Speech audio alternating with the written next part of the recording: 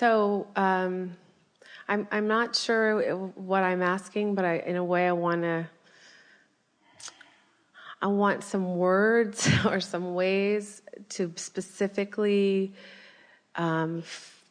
describe the feelings of knowing and the feelings of if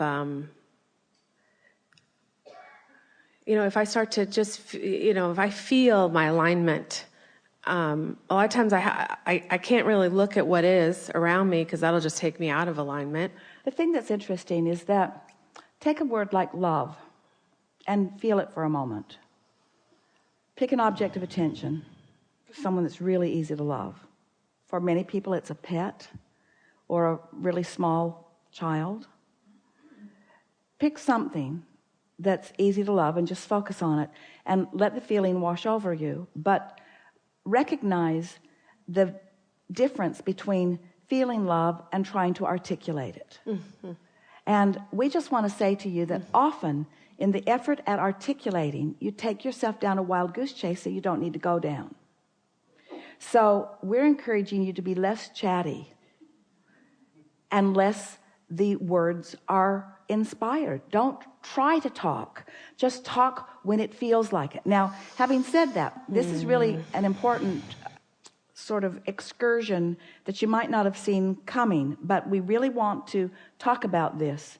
We want to talk about the word inspiration. How when you just feel compelled to go there, to say it or to follow it.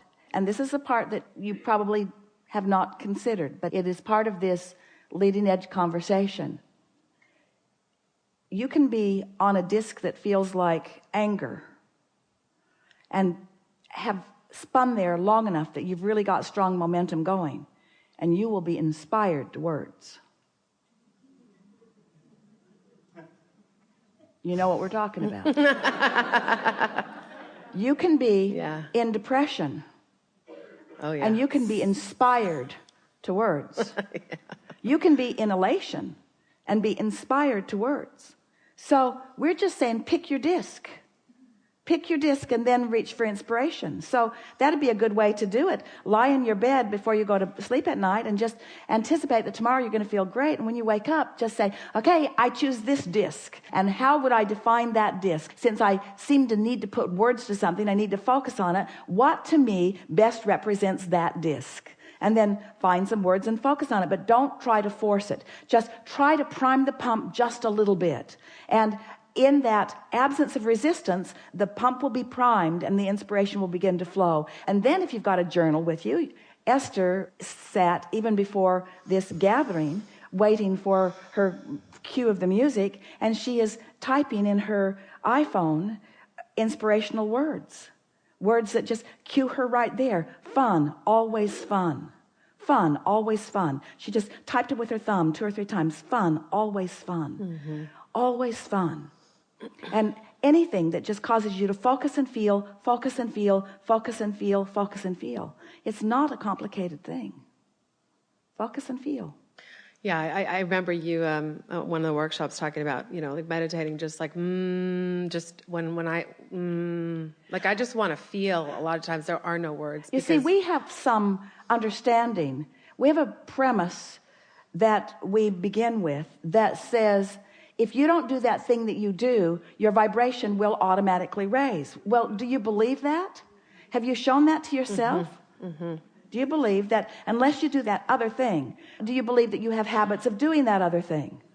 Do you believe that you can break those habits of doing that other thing? Mm-hmm. Can you use determination and not do that other thing? Yeah. No. You cannot use determination and not do that other thing, because the very determination to not do that other thing is doing that other thing. The determination to not do something is throwing gasoline on the fire. And so you've got to start in another place. That's why we call this the art of allowing. For a while we called it deliberate creation, and you just got freaky about it. You get on a thought and go Try to suck it back. Try to suck it back before law of attraction got hold of it. Because law of attraction just began freaking you out. And so then we began explaining that step 1, you've already done. You've already asked. And step 2, source is already done. Now you got to do that chilling out part. Now you got to do that allowing part. Now you got to do that believing part. Now you got to do that expecting part. Now you got to do that easier part. You just cannot demand yourself into alignment. You can't punish yourself into alignment. You can't guilt yourself into alignment or anyone else. In other words, you love yourself into alignment. You put yourself in pause to get to alignment. So the premise that we begin with, that we want to help you return to, is that you are pure positive energy. You are worthy of good things. You are source energy in a physical body. You've been exploring contrast, which is a wonderful thing. You are the reason for the expansion of the universe. The universe is expanding because of your willingness to experience contrast. You mean to have step 1 moments. We never want you to stop having step 1 moments, which means we never want you to stop dipping from that high-flying disc. We want you to have plenty of other exposure to plenty other life experiences on plenty other discs. We just want you to be aware of it when it's happening, and always know that you have the ability to choose, and that you've got resources and sources and forces of the universe that are working with you at all times. Just this little bit of knowledge will help you to direct yourself within this current that is always moving toward what you are wanting. We just want you to have more fun in it. We want it to stop being such a struggle for you. We want you to relax and go with the flow, with the natural flow of your natural well-being, you see. We want you to understand that when you apply effort, just the very feeling of effort, think about effort. You know what effort is about? Effort is having chosen a lower disc and trying to get results on a higher disc. So you effort in order to make the difference. And there's not enough action in the world to make up for that vibrational difference. Doesn't it seem prudent to just pick higher discs? Yeah, Abraham, it seems prudent, but it's hard to do. Stop saying that. Yeah, Abraham, it seems prudent, but I'm not very good at it. Stop saying that. Yeah, Abraham, it seems prudent.